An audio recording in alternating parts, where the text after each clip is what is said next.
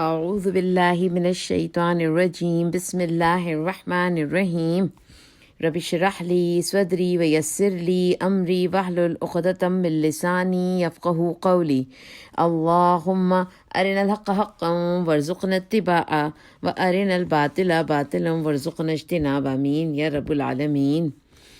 تو آج انشاءاللہ ہم آغاز نبوت اور نزول وحی کی تاریخ اس پہ بارے میں پڑھیں گے انشاءاللہ۔ یہ نبی صلی اللہ علیہ وسلم پر وحی اترنے اور آپ صلی اللہ علیہ وسلم کی نبوت شروع ہونے کا واقعہ ہے۔ یہ رمضان کے مہینے میں لیلۃ القدر کے اندر پیش آیا۔ اللہ تعالیٰ کا ارشاد ہے، رمضان کا مہینہ ہی وہ مہینہ ہے جس میں قرآن اتارا گیا۔ نیز ارشاد ہے کہ ہم نے قرآن کو عزت والی رات میں اتارا۔ صحیح حدیث ہے کہ یہ ثابت ہے کہ یہ واقعہ رات کے پچھلے پہر سوموار کی صبح فجر طلوع ہونے سے پہلے پیش آیا۔ تو یہ تہجد کے وقت یہ واقعہ پیش آیا۔ چونکہ سوموار کا مطلب منڈے یا وینسڈے؟ Monday okay. جی،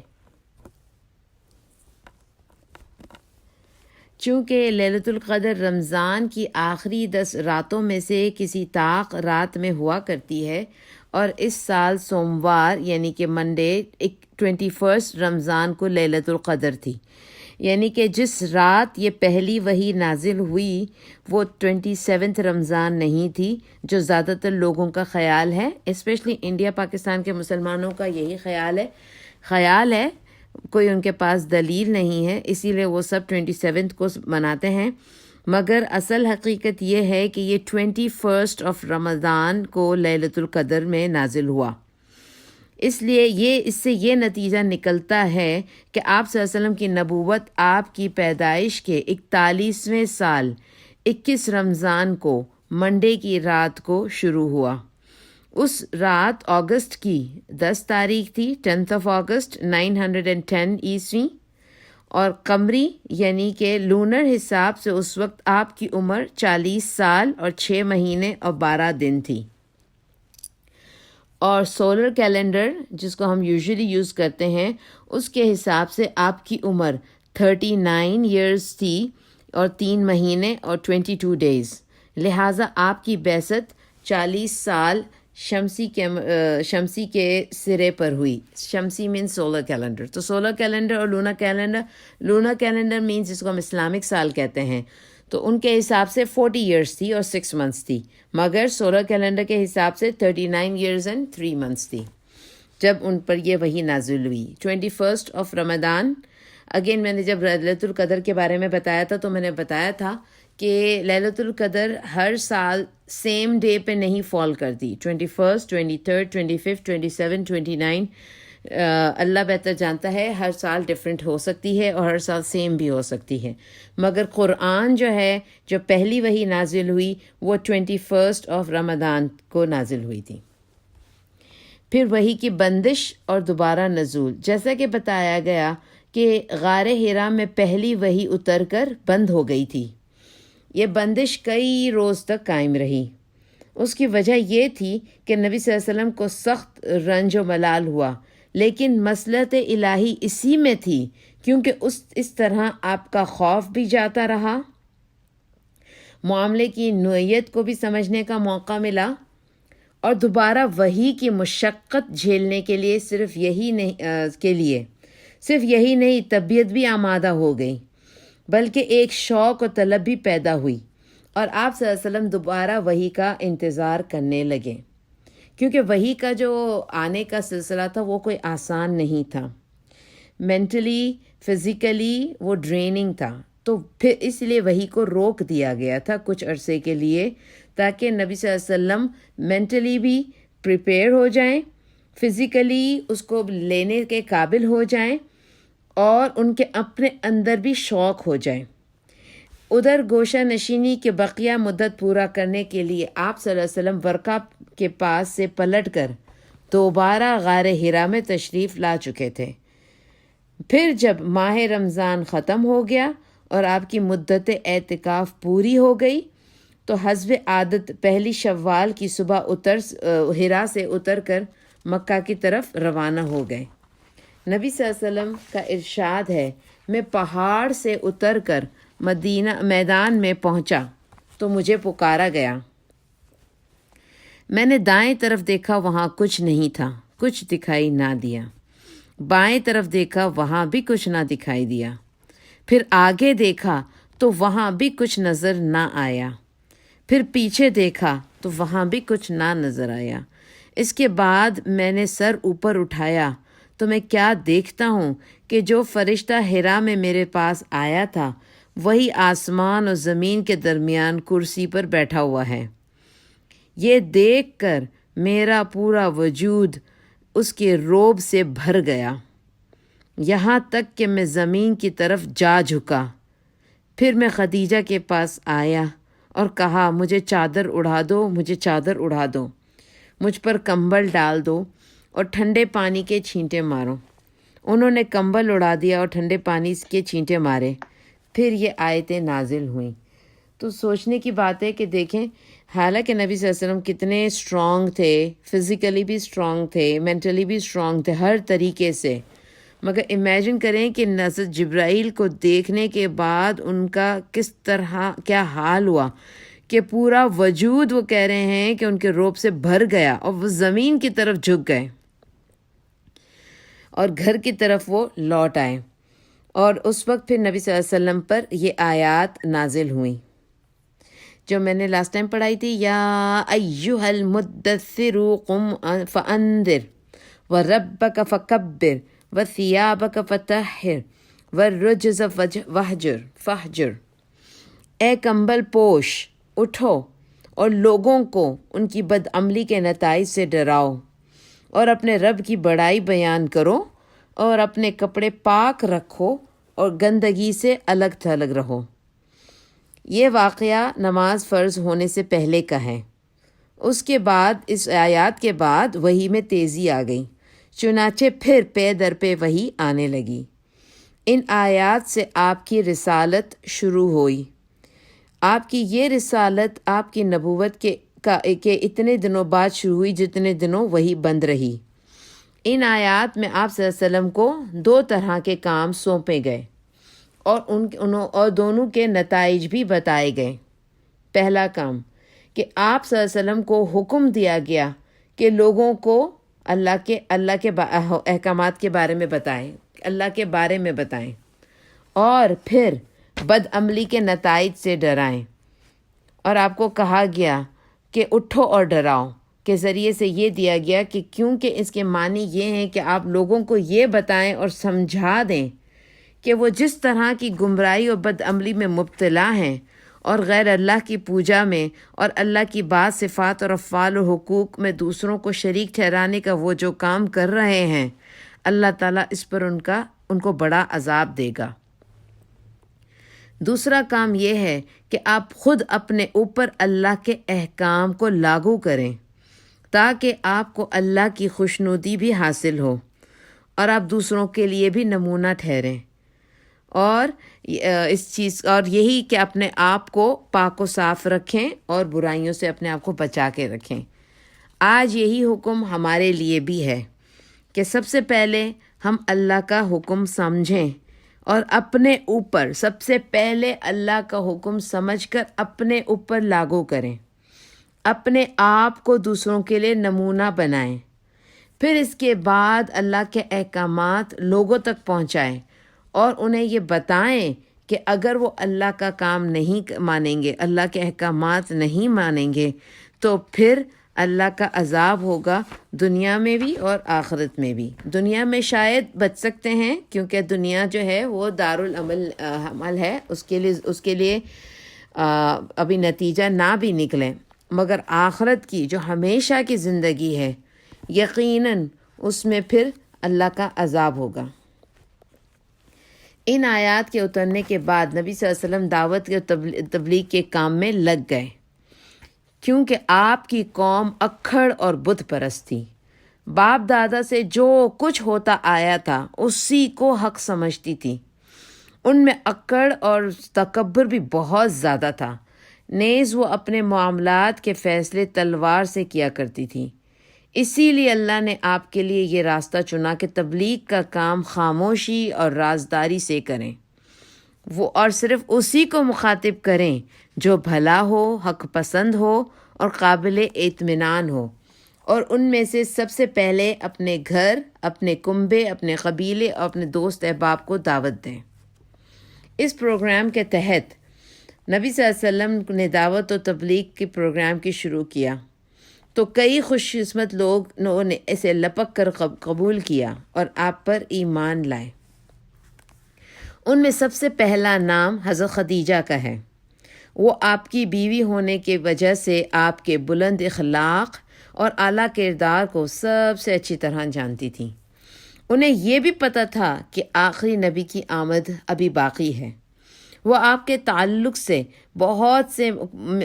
سے کچھ معجزانہ حالات اور واقعات بھی سن چکی تھی، اور آپ صلی اللہ علیہ وسلم میں نبوت اور رسالت کی جھلک بھی وہ دیکھ چکی تھیں۔ ان سب پر یہ کہ پھر ورقہ جیسے صاحب علم اور بصیرت نے بتایا تھا کہ ہیرا میں جو فرشتہ آپ کے پاس آیا تھا وہ جبرائیل تھے، اور جو کچھ وہ لائے تھے وہی الہی تھے۔ اور سب سے آخری بات یہ کہ سورہ مدثر کی ابتدائی آیات جب اتر رہی تھیں تو حضرت خدیجہ بنفس نفیس وہاں موجود تھیں، اس لیے یہ بالکل فطری بات تھی کہ وہ سب سے پہلے ایمان لاتی۔ ادھر ان آیات کے اترتے ہی نبی صلی اللہ علیہ وسلم اپنے جگری دوست ابو بکر کے پاس گئے اور انہیں اپنی نبوت اور رسالت سے آگاہ کرتے ہوئے ایمان لانے کی دعوت دی۔ انہوں نے بے کھٹک ایمان قبول کر لیا اور فوراً تصدیق کرتے ہوئے حق کی شہادت دی۔ چنانچہ وہ ان امت کے سب سے پہلے مومن ہیں۔ وہ آپ سے عمر میں صرف 2 سال چھوٹے تھے اور آپ کا کھلا چھپا سب کچھ جانتے تھے، لہٰذا ان کا ایمان لانا آپ صلی اللہ علیہ وسلم کی سچائی کا بہترین ثبوت تھا۔ حضرت ابو بکر کا نام جو صدیق پڑا وہ اسی وجہ سے کہ انہوں نے نبی صلی اللہ علیہ وسلم کی ہر بات پر بغیر چوں چرا جو ہے ہمیشہ ان کی تصدیق کی، ایمان لائے اور بلکہ تصدیق بھی کی، یعنی ویریفائی بھی کیا کہ یس ہی از رائٹ۔ اور اسی وجہ سے ان کا نام آتا ہے کہ وہ سب سے سابقون میں سب سے آگے ہوں گے۔ اللہ تعالی ہم سب کو دنیا کے ہر آخرت کے تمام سابقون کاموں میں اول جانے والا بنائے۔ پہلے ایمان لانے والوں میں حضرت علی بھی شامل ہیں۔ وہ نبی کے زیر کفالت تھے، آپ ہی کے پاس رہتے تھے اور آپ ہی ان کے کھانے پینے کا بندوبست اور ان کی دیکھ بھال کرتے تھے، کیونکہ قریش قحط سالی سے دوچار تھے اور ابو طالب کے پاس مال اور کم اور اولاد زیادہ تھی، لہٰذا ان کے بیٹے جعفر بن طیار کو حضرت عباس پال رہے تھے اور حضرت علی کو نبی صلی اللہ علیہ وسلم نے پالا تھا۔ دیکھیں حالات کیسے بدلتے ہیں۔ ایک وقت تھا کہ ابو طالب نے نبی صلی اللہ علیہ وسلم کو پالا تھا۔ جب نبی صلی اللہ علیہ وسلم بڑے ہو گئے اور اس قابل ہو گئے کہ وہ کچھ ہیلپ کر سکتے تھے تو انہوں نے ابو طالب کے ہی بیٹے علی کو اڈاپٹ کر لیا، کیونکہ ابو طالب جو تھے وہ فائنینشلی بہت زیادہ اسٹرانگ نہیں تھے اور ان کی اولادیں بھی زیادہ تھیں۔ مگر دیکھو کتنا اچھا ماحول تھا کہ اگر فیملی یا کوئی افورڈ نہیں کر سکتے تھے تو رشتہ دار انہیں اڈاپٹ کر لیتے تھے تاکہ انہیں ہر طریقے سے فائنینشلی اور فزیکلی سپورٹ کیا جائے۔ وہ آپ کے بچوں کی طرح آپ کے یہاں رہتے تھے اور آغاز نبوت کے وقت وہ بلوغت کی عمر پہ یعنی 12-13 کی ایج آتی ہے، اور ایک قول کے مطابق حضرت علی اس وقت 10 سال کے تھے۔ جو کچھ آپ صلی اللہ علیہ وسلم کرتے وہی وہ بھی کرتے، لہٰذا جب آپ نے ان کو اسلام کی دعوت دی تو وہ فوراً مسلمان ہو گئے اور وہ بچوں میں سب سے پہلے مومن تھے۔ حضرت علی وہ تھے جن سے بعد میں حضرت فاطمہ کی نبی صلی اللہ علیہ وسلم نے شادی بھی کروائی تھی۔ اسی طرح پہل ایمان لانے والوں میں رسول اللہ صلی اللہ علیہ وسلم کے آزاد کردہ غلام حضرت زید بن حارثہ تھے۔ یہ دور جاہلیت میں گرفتار کر کے بیچ دیے گئے تھے۔ یہ جو زید بن حارثہ تھے وہ بورن غلام نہیں تھے، یعنی ان کا فیملی بیک گراؤنڈ غلام نہیں تھے، بلکہ وہ اچھی فیملی سے تعلق رکھتے تھے، مگر یہ ایک دفعہ ٹریول کر رہے تھے ان کی فیملی تو اس زمانے میں یہی ہوتا تھا کہ ٹریولرز کو لوٹ لیا جاتا تھا.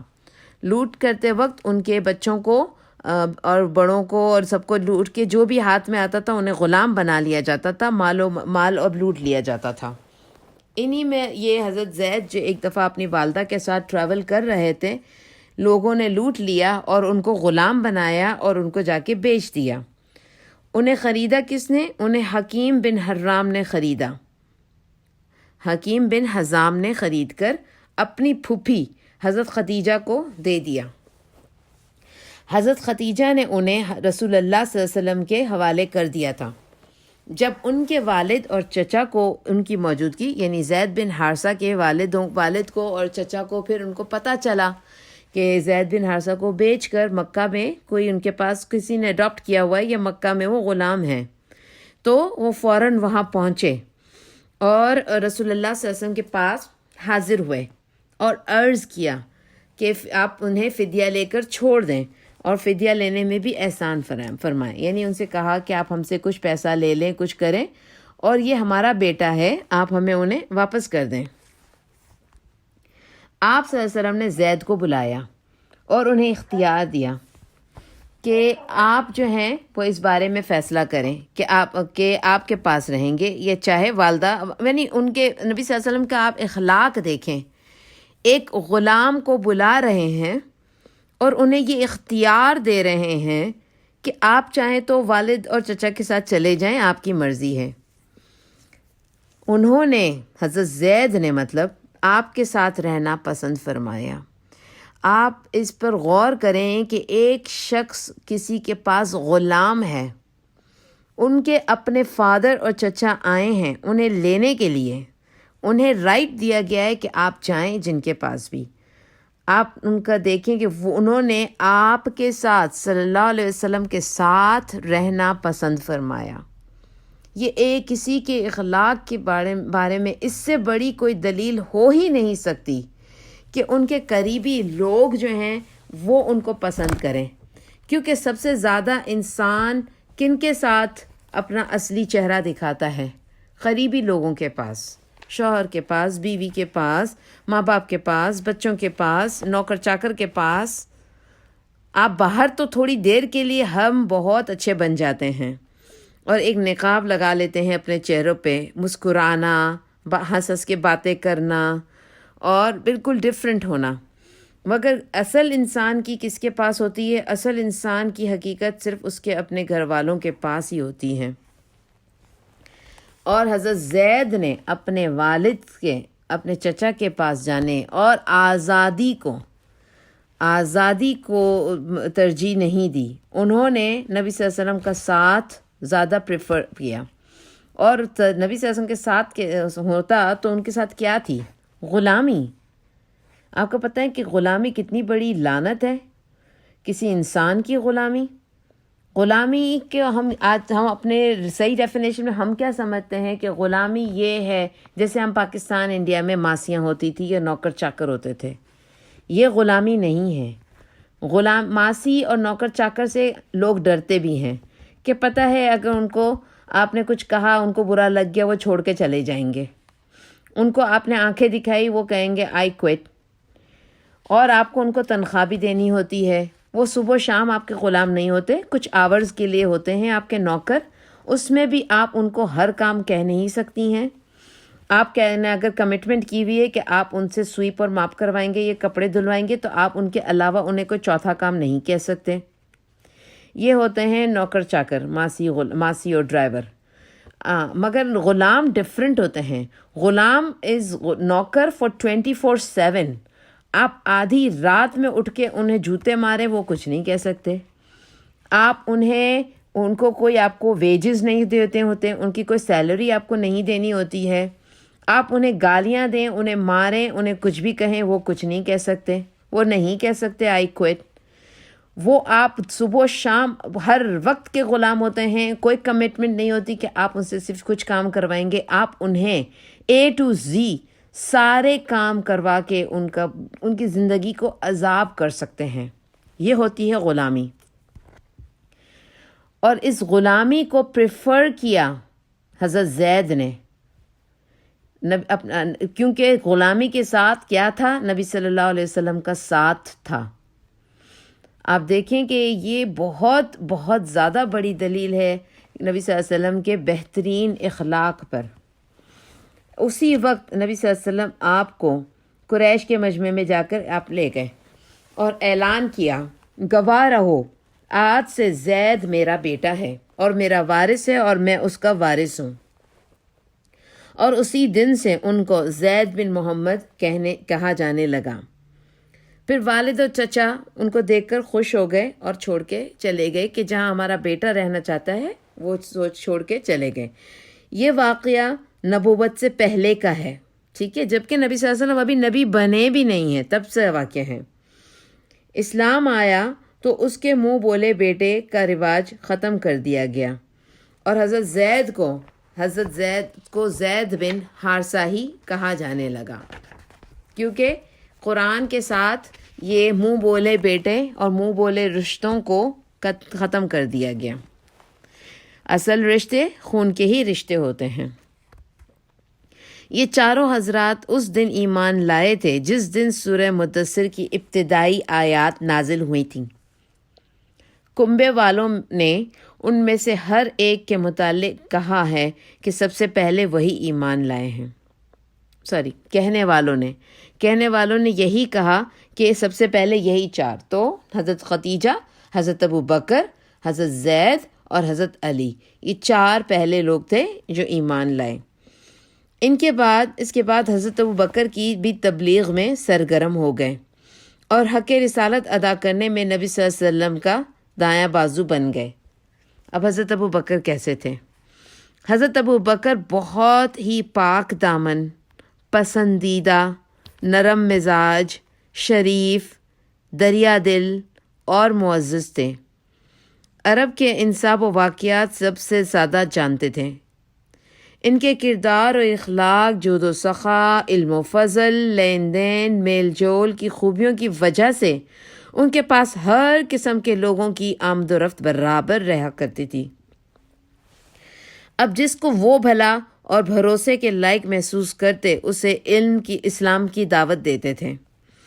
اس طرح کچھ صحابہ کی ایک جماعت جو تھی وہ اسی طرح حضرت ابو بکر کے ذریعے اسلام قبول کیا انہوں نے، جن میں کن کا نام آتے ہیں؟ حضرت عثمان، حضرت زبیر بن عوام، عبد الرحمن بن عوف، سعد بن ابی وقاص، طلحہ بن ابی عبید، ان سب کے نام آتے ہیں. ان سب کو ابو بکر نے اسلام کی حقیقت سے آگاہ کیا اور انہیں نبی صلی اللہ علیہ وسلم کے پاس لے آئے تو ان سب نے اسلام کو قبول کیا. حضرت ابو بکر وہ تھے جنہوں نے سب سے پہلے اسلام لائے اور سب سے پہلے دیکھیں کہ یہ کتنی جلدی انہوں نے تبلیغ کا کام شروع کر دیا کہ جن پر بھی ان کو ذرہ برابر بھی بھروسہ تھا ان کو انہوں نے پیغام پہنچایا. یہ لوگ اور ان کے مزید لوگ، یعنی سارے لوگ، اور بھی سارے نام یہاں پہ لکھے ہیں مگر میں اس لیے بھی نہیں بتا رہی کیونکہ آپ لوگوں کو وہ نام یاد نہیں رہیں گے اور آگے میں ضرورت کہ بہت سارے تقریباً 130 کا نمبر آتا ہے کہ جو فوراً ہی ایمان لے آئے تھے. یہ لوگ اور ان کے ساتھ مزید جو لوگ اسلام لائے انہیں کیا کہتے ہیں؟ سابقین الاولین.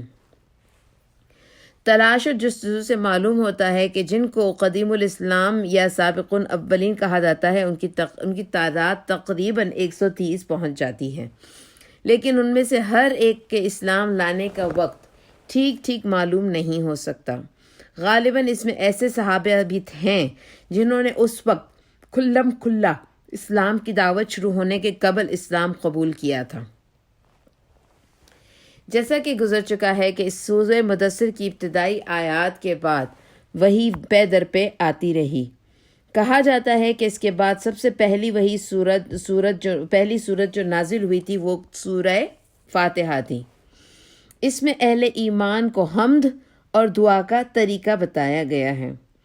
اللہ کی ہستی کی چند جامع صفات بیان کر کے اس کا ٹھیک تصور دیا گیا ہے اور یہ بھی سمجھا دیا گیا ہے کہ دنیا میں اچھے یا برے جیسے بھی کام کرو گے ٹھیک ویسا ہی نتیجہ ملے گا اور وہی بدلہ پاؤ گے، اور یہ بدلہ آگے ایک دوسری دنیا میں ملے گا۔ اس کے علاوہ کامیابی اور سعادت کے راستے کی پہچان بھی بتائی گئی ہے۔ اس طرح دین حق کا سارا محصل اس صورت کے چند سادے بولوں میں آ گیا۔ حمد اور دعا کی شکل میں بندے کو اس کی تعلیم دی گئی ہے۔ کہا جاتا ہے کہ رسالت شروع ہونے کے بعد سب سے پہلا جو حکم دیا گیا وہ نماز کا حکم تھا۔ حضرت جبرائیل نے تشریف لا کر نماز اور وضو کا طریقہ بتایا، اور صبح و شام 2 رکعت نماز پڑھنے کا حکم دیا گیا۔ ٹھیک ہے، تو شروعات میں صرف 2 وقت کی نماز تھی، صبح اور شام۔ یوں مکمل طہارت اہل ایمان کی علامت ٹھہری۔ وضو کو نماز کی شرط قرار دیا گیا۔ سورہ فاتحہ نماز کی اصل اور حمد و تسبیح نماز کے اور سارے وظائف بتائے گئے۔ اب نماز ہی اہل ایمان کی اصل عبادت تھی جو انہیں قائم کرنی تھی۔ اس کے لیے وہ نظروں سے دور جگہوں کا انتخاب کرتے اور کبھی کبھی وادیوں اور گھاٹیوں میں بھی چلے جاتے۔ اسلام کے ابتدائی دنوں میں نماز کے علاوہ کسی عبادت یا کسی اور حکم کا پتہ نہیں چلتا۔ وہی آتی تھی، توحید کے مختلف گوشوں کو بیان کرتی تھی، صحابہ کو نفس کی صفائی کی ترغیب دیتی تھی، مکارم اخلاق پر ابھارتی، جنت و جہنم کے حالات بیان کرتی تھی، اور ایسی زبردست نصیحتیں لے کر آتی کہ ان سے سینے کھل جاتے اور روح کو غذا ملتی تھی۔ تو ایک جو انسان جس کو آپ دین پر بلائیں گے، جس کو دین کے بارے میں کچھ بھی نہیں پتہ، تو ہم اسی کو فالو کریں گے کہ ہم یہ نہیں بتائیں گے کہ زنا حرام ہے، ہم یہ نہیں بتائیں گے حجاب فرض ہے، کیونکہ دیکھو اس کا کوئی بھی حکم اس جگہ پہ نہیں ملا ہے۔ کیا چیز ضروری ہے؟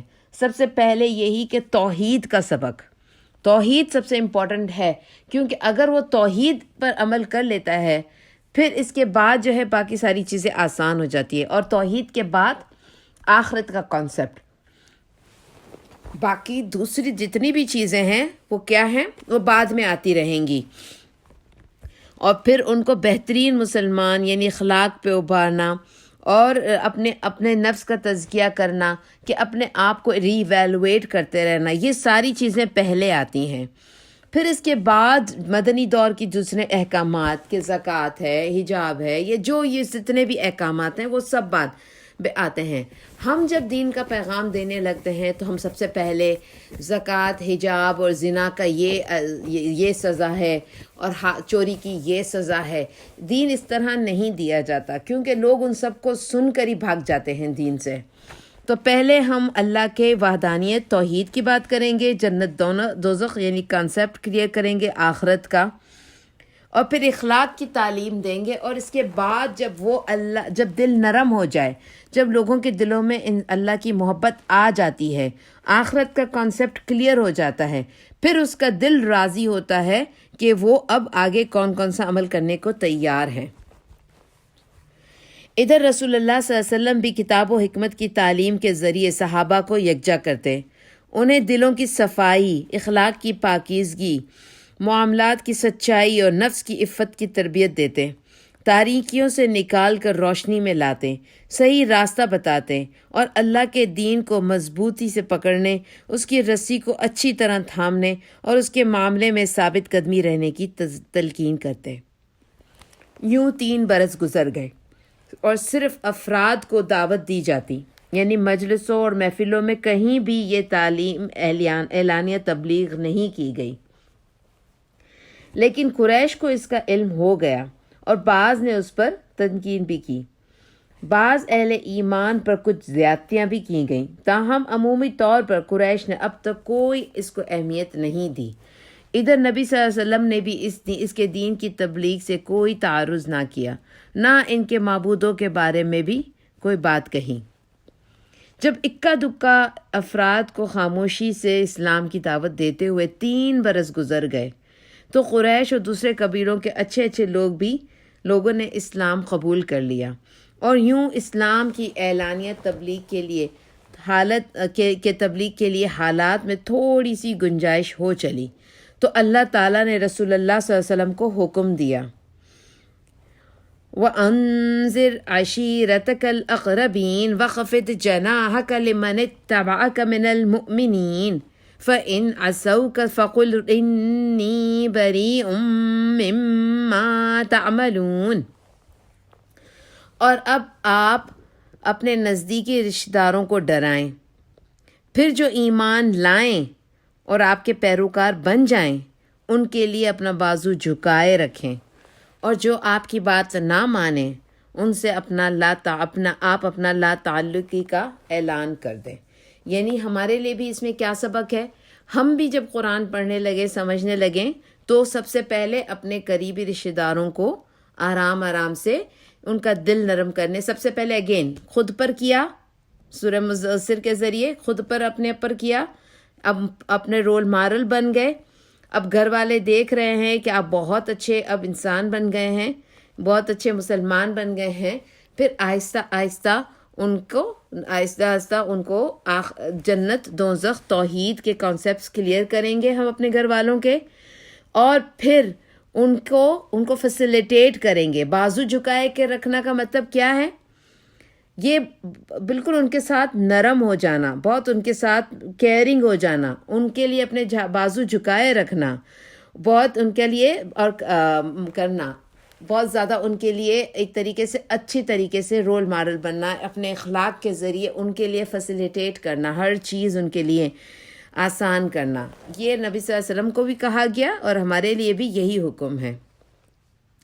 اس حکم پر نبی صلی اللہ علیہ وسلم نے اپنے سب سے نزدیک قرابت داروں یعنی بنو ہاشم کو اکٹھا کیا۔ اس کے ساتھ بنو مطلب کے بھی کچھ لوگ تھے۔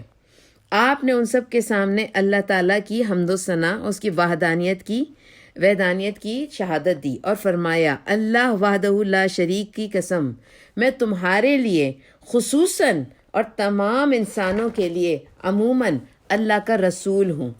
اللہ کی قسم، تم لوگ اسی طرح مر جاؤ گے جیسے سوتے ہو۔ یعنی کہ مرنے کا کانسیپٹ ہے کہ جیسے ہم مرتے، کیسے ہم مر جائیں گے؟ جیسے سوتے ہیں، بالکل اسی طرح ہم مر جائیں گے، پھر اسی طرح اٹھائے جاؤ گے جیسے تم جاگتے ہو۔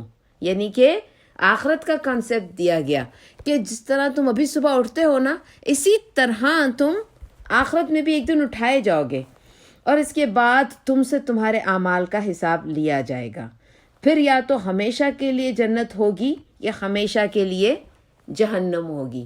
اسی طرح ہم اپنے ورڈز میں اس کو اپنے گھر والوں کو ایکسپلین کر سکتے ہیں کہ جیسے ہم سوتے ہیں اسی طرح تو مر جائیں گے۔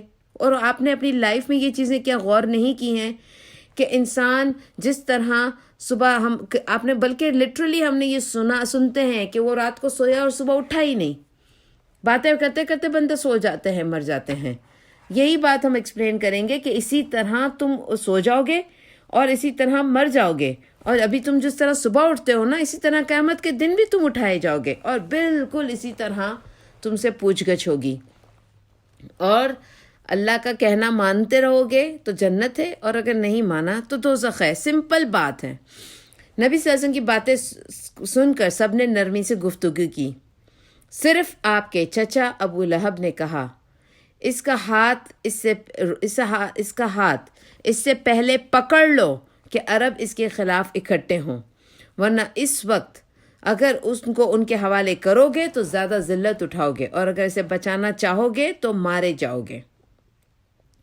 مگر آپ کے چچا ابو طالب نے کہا، تمہیں جو حکم ملا ہے، نبی صلی اللہ علیہ وسلم کو کہا، اسے کر گزرو، واللہ میں مسلسل تمہاری حفاظت اور بچاؤ کرتا رہوں گا، البتہ میرا جی نہیں چاہتا کہ اپنے والد عبد المطلب کا دین چھوڑ دوں۔ اس طرح یعنی کہ آخر دم تک وہ دین پر، نبی صلی اللہ علیہ وسلم یعنی اسلام پر نہیں آ سکے، مگر مرتے دم تک انہوں نے نبی صلی اللہ علیہ وسلم کا ساتھ دیا، اور بلکہ ان کی وجہ سے ایسا ہوتا تھا، عبد المطلب جو ابو طالب کی وجہ سے، کہ آس پاس کے سارے لوگوں نبی صلی اللہ علیہ وسلم پر سے ڈرتے تھے, ان پر کسی طریقے سے کوئی بھی اپنا ریئیکشن شو نہیں کرتے تھے. اس کی سب سے بڑی وجہ ابو طالب تھے, کیونکہ وہ بڑے تھے اور ان کا سوسائٹی میں, اس کلچر میں ان کا روب تھا.